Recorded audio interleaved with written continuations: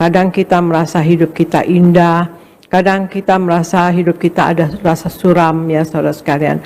Nah, pada saat kita merasa suram, yang senang adalah kuasa gelap yaitu iblis ya, yang akan membuat kita lemah, tidak gembira, tidak bersemangat, atau tidak menaruh perhatian.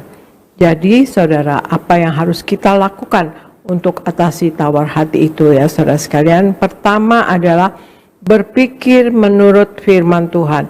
Berpikir menurut firman Tuhan. Saya bacakan di Roma 12 ayat 2, kemudian 2 Korintus 4 ayat 18 ya saudara sekalian. Ini Argo sedang dalam ada pekerjaan di luar negeri ya saudara sekalian, maafkan saya sendiri ya. Roma 12 ayat 2, kemudian 2 Korintus 4 ayat 18. Roma 12 ayat 2 katakan, janganlah kamu menjadi serupa dengan dunia ini, tetapi berubahlah oleh pembaharuan budimu, sehingga kamu dapat membedakan manakah kehendak Allah, apa yang baik, yang berkenan kepada Allah, dan yang sempurna. Janganlah kamu menjadi serupa dengan dunia ini, tetapi berubahlah oleh pembaharuan budimu, ya. Jadi yang kita berpikir yang nomor satu untuk mengatasi tawar hati ada kita berpikir menurut firman Tuhan. Kemudian di 2 Korintus 4 ayat 18 katakan, sebab kami tidak memperhatikan yang kelihatan, melainkan yang tidak kelihatan. Karena yang kelihatan adalah sementara, sedangkan yang tidak kelihatan adalah kekal. Ya saudara sekalian. Berpikir menurut firman Tuhan untuk mengatasi tawar hati itu. Firman Tuhan ini mengingatkan kepada kita untuk mengubah pola pikir kita menjadi pola pikir yang sesuai dengan firman Tuhan. Hal ini sangat penting karena ya dengan kita punya pola pikir yang sesuai dengan firman Tuhan, maka kita bisa membedakan mana yang menjadi kehendak Tuhan dan mana yang bukan kehendak Tuhan, saudara. Pola pikir sangat menentukan seseorang dalam mengalami misalnya kemunduran atau kemajuan ya saudara sekalian ya. Jadi kita pola pikir kita membuat kita bisa mundur, bisa maju ya, menjadi mundur atau menjadi maju. Atau juga kita kalau pola pikir kita baik, kita akan mengalami terobosan ya saudara. Tetapi ketika pemikiran kita dibangun dengan keyakinan kepada Tuhan dan bahwa Tuhan Yesus selalu mengawasi hidup kita, maka yang kita lakukan adalah hal-hal yang menyenangkan hati Tuhan Yesus. Amin saudara sekalian. Bagaimana di Filipi 4 ayat 8 dikatakan, jadi akhirnya saudara-saudara, semua yang benar, semua yang mulia, semua yang adil, semua yang suci, semua yang manis, semua yang sedap didengar, semua yang disebut kebajikan dan patut dipuji, pikirkanlah semuanya itu saudara sekalian. Jadi ada 7 hal saudara sekalian yang harus kita punya ya saudara sekalian, yaitu pikiran-pikiran yang harus kita punya menurut firman Tuhan ya saudara sekalian. Ada 7. Semua yang benar, 1. Semua yang mulia, 2. Semua yang adil, 3. Semua yang suci, 4. Semua yang manis, artinya ya enak ya, maksudnya benarlah gitu ya, semua yang manis. Dan 6 yang semua yang sedap didengar. Dan yang 7 semua yang disebut kebajikan, pikirkanlah semuanya itu. Jadi ada 7 hal yang benar, yang mulia, yang adil, yang suci, yang manis, yang sedap didengar, kebajikan.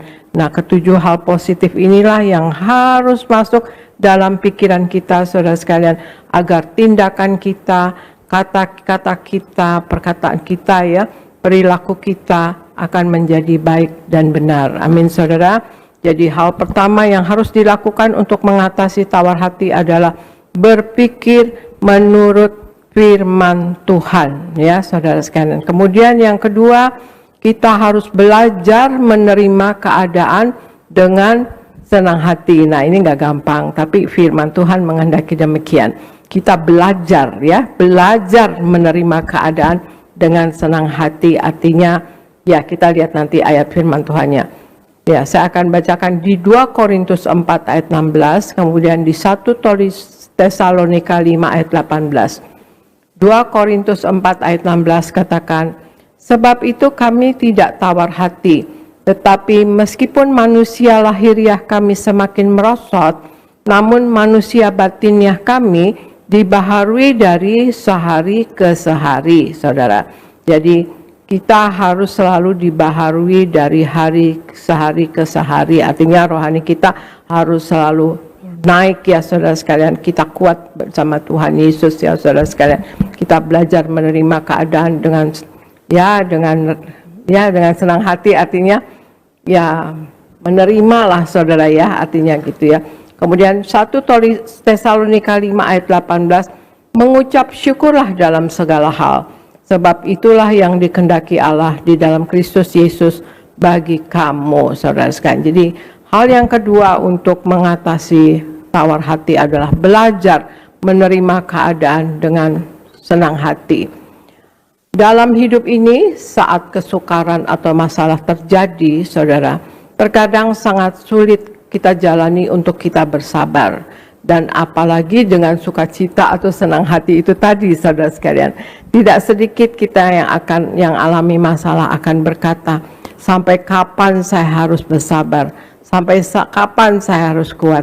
Sabar itu kan ada batasnya. Itu semua manusia pada bilang begitu ya saudara sekalian ya. Sabar itu kan ada batasnya. Seringkali kita katakan itu. Saudara, ada kesukaran yang tidak dapat dihindari dan harus dihadapi. Tapi ada juga kesukaran yang disebabkan oleh kita sendiri karena tidak mengambil keputusan yang tepat.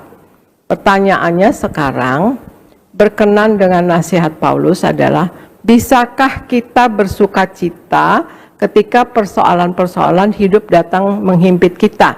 Sebagaimana di Roma 12 ayat 12 katakan, ini Rasul Paulus katakan, bersukacitalah dalam pengharapan, sabarlah dalam kesesakan, dan bertekunlah dalam doa. Jadi yang harus kita katakan ya, harus kita lakukan. Dalam kita ada masalah, bersukacitalah dalam pengharapan, sabarlah dalam kesesakan, dan bertekunlah dalam doa.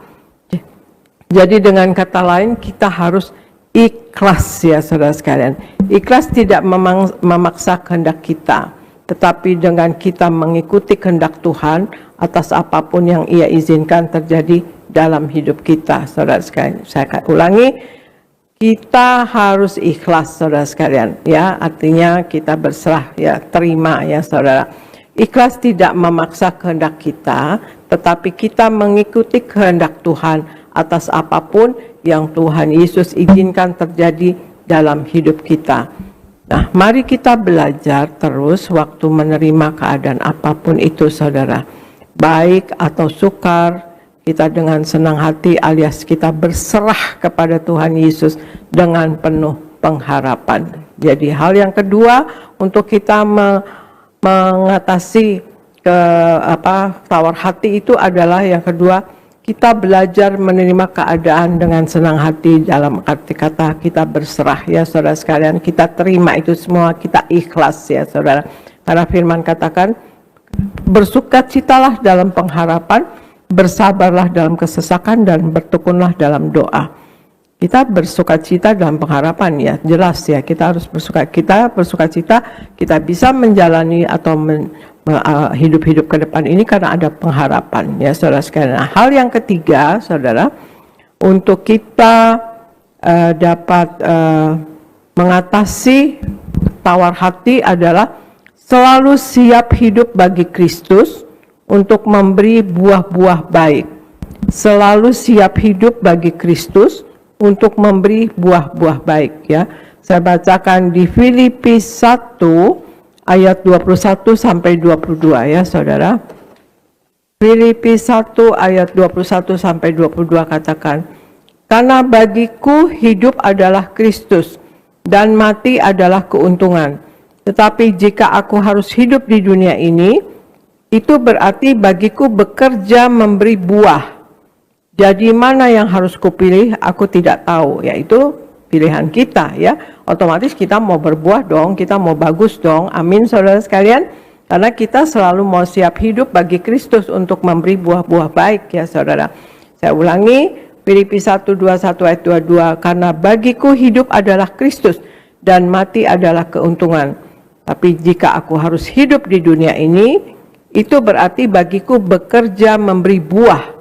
Jadi yang harus kupilih, aku tidak tahu ya. Kita pilih untuk memberi buah ya saudara sekalian. Selalu siap hidup bagi Kristus untuk memberi buah-buah baik, yaitu mengatasi tawar hati yang ketiga.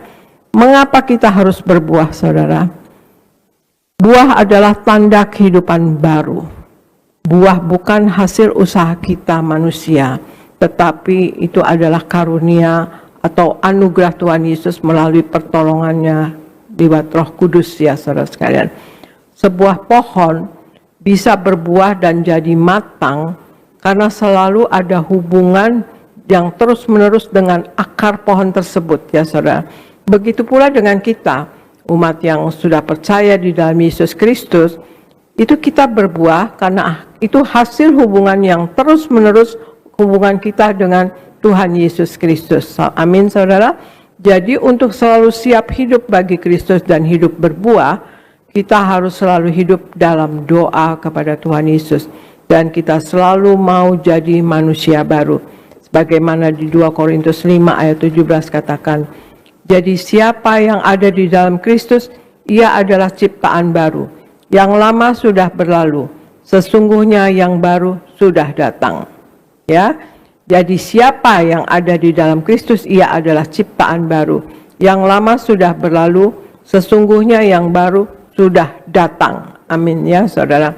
Hilangkan manusia lama kita, yaitu kesombongan, mementingkan diri sendiri, mengikuti keinginan daging, menyiksa orang lain dengan kata-kata dan perbuatan, kita iri hati atau kita malas. Nah itu manusia lama kita harus kita hilangkan. Saya ulangi ya, kesombongan, mementingkan diri sendiri, kemudian mengikuti keinginan daging, menyiksa orang lain dengan kata-kata ya saudara, dan juga dengan perbuatan, kemudian kita iri hati dan kita malas.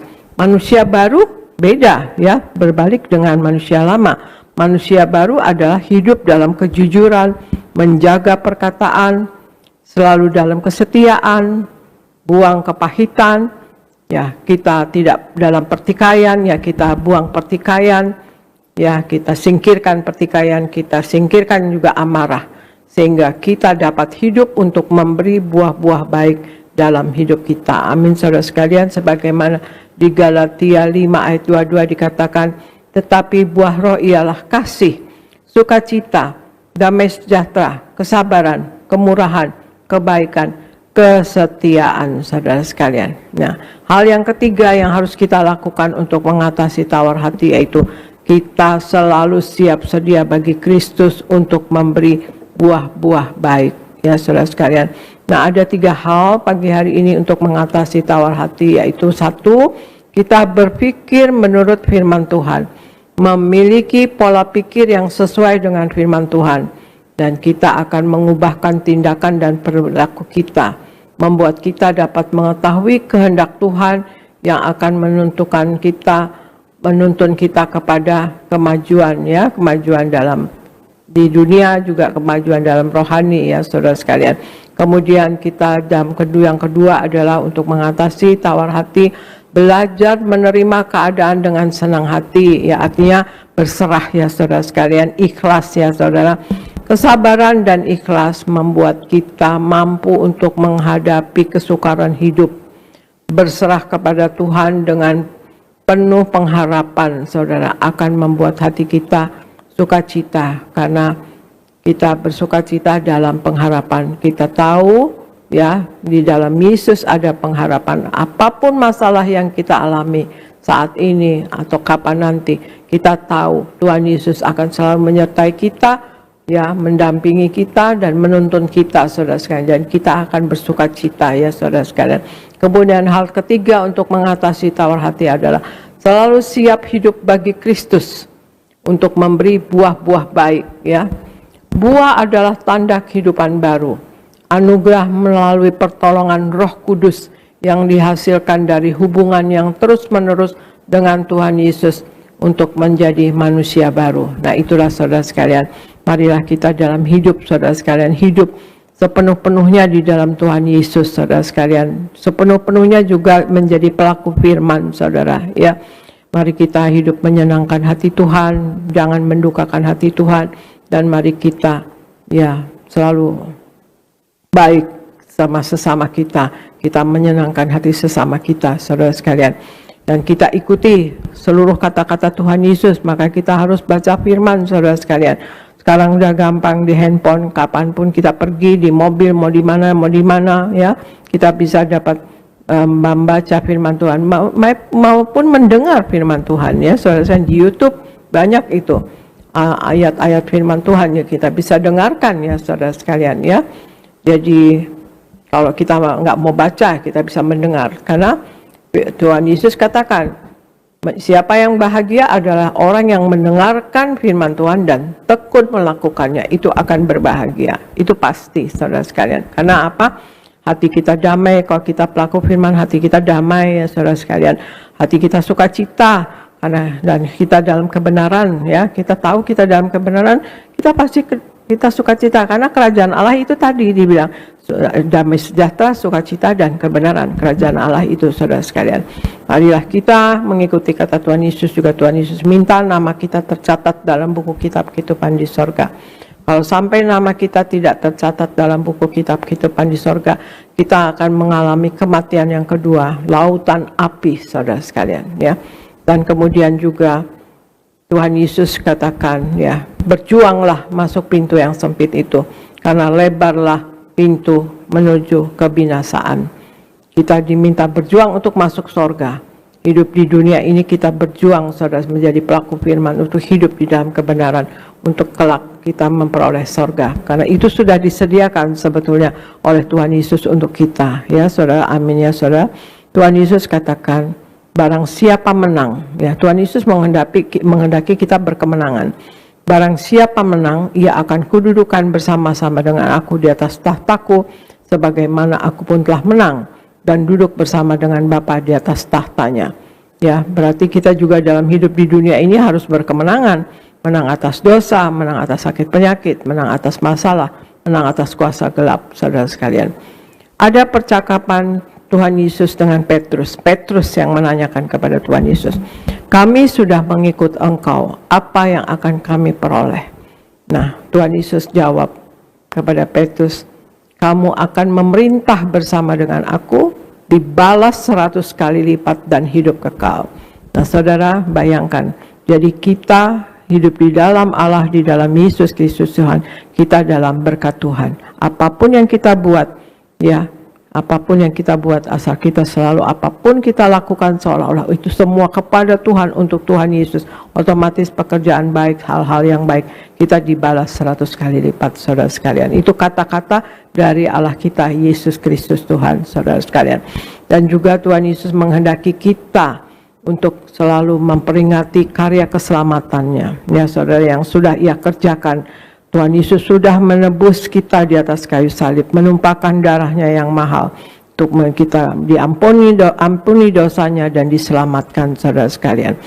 Tuhan Yesus katakan, lakukanlah ini sebagai peringatan akan daku, yaitu kita selalu menyatu dengan tubuh darah Yesus, saudara sekalian. Janji Tuhan Yesus, kalau kita menyatu dengan tubuh darah Yesus, Tuhan Yesus ada di dalam kita dan kita pun di dalam Tuhan Yesus. Amin, saudara sekalian. Dan juga kita diminta untuk menjadi pemenang jiwa bagi kerajaan sorga. Tuhan Yesus minta kita, pergilah kamu sampai ke ujung bumi. Jadikanlah semua bangsa muridku. Ajarkanlah kepada mereka apa yang aku ajarkan kepadamu. Baptislah mereka dalam nama Bapa, Putra, dan Roh Kudus. Dan aku menyertai kamu sampai akhir zaman. Tuhan Yesus mau keselamatan kita yang sudah selamat, bukan untuk diri kita sendiri, tapi kita wartakan, kita beritakan kabar baik itu, saudara sekalian. Tuhan Yesus minta, ya, semua menjadi murid Tuhan Yesus, saudara sekalian. Ya, kita harus jadi pemenang jiwa. Amin, saudara sekalian. Nah, itulah saudara sekalian, marilah kita dalam hidup ini setiap saat, setiap hari bertobat dan bertobat, ya saudara sekalian. Dalam pertobatan selalu. Kemudian kita juga belajar dalam kehidupan ini, ya saudara, belajar di komunitas kita, belajar di pelayanan kita, belajar di rumah tangga kita, dan juga belajar firman Tuhan, renungkan firman Tuhan, baca firman Tuhan dan lakukan, saudara sekalian. Dan juga kita dalam hidup ini berjaga-jaga dan waspada untuk tidak jatuh dalam dosa dan kesalahan, supaya kita, apa yang kita lakukan, menyenangkan hati Tuhan dan juga tidak menyakiti hati sesama. Ya, amin, saudara sekalian. Marilah kita, ya, dalam hidup ini kita tidak tahu masalah apa yang akan datang kepada kita, karena kita tidak dijanjikan tidak ada masalah, tapi kita dijanjikan yang pasti adalah kita berkemenangan atas masalah. Tuhan Yesus bangkit keluar dari kubur, saudara sekalian. Jadi kita pun juga ada roh kebangkitan itu ada kepada kita. Jadi kita berkemenangan. Tuhan Yesus menang, kita pun akan menang, saudara sekalian. Jadi kalau kita ada masalah, jangan tawar hati. Dan bagaimana untuk kita dalam otomatis ya, kalau ada masalah atau kesukaran, ya mau nggak mau, ya kadang-kadang kita ya bangun tidur aja kadang-kadang, aduh kayaknya kok nggak enak ya rasanya gitu, misalnya seperti itu. Kadang-kadang ada ya seperti itu. Nah, itu jangan sampai saudara sekalian diteruskan, karena itu nanti akhirnya tawar hati. Jadi untuk mengatasi tawar hati, saudara sekalian, yaitu satu, kita berpikir menurut firman Tuhan. Pikiran kita menentukan, pola pikir kita menentukan. Ya, kalau kita berpikir baik, baiklah. Apa yang kita kerjakan, apa yang kita jalani dalam hidup ini, baiklah. Tapi kalau kita berpikir negatif, negatiflah semua, saudara sekalian. Jadi kita harus berpikir menurut firman Tuhan. Dan yang kedua, kita belajar menerima keadaan dengan senang hati.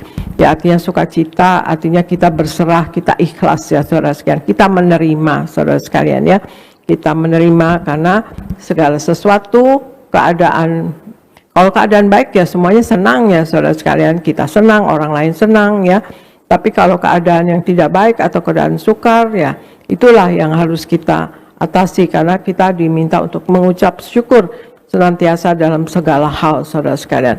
Jadi kita belajar yang kedua mengatasi tawar hati ya, belajar menerima semua keadaan dengan senang hati atau ikhlas ya, saudara sekalian. Dan yang ketiga, untuk mengatasi tawar hati adalah selalu siap hidup bagi Kristus Yesus ya, untuk memberi kita buah-buah yang baik ya, saudara sekalian. Kita dapat memberi buah-buah baik kepada dalam hidup ini, kepada sekeliling kita, saudara sekalian ya. Kita mau berguna bagi Tuhan, kita juga mau berguna bagi sesama. Kita jangan hidup kita sia-sia, saudara sekalian, karena Tuhan Yesus sudah selamatkan kita.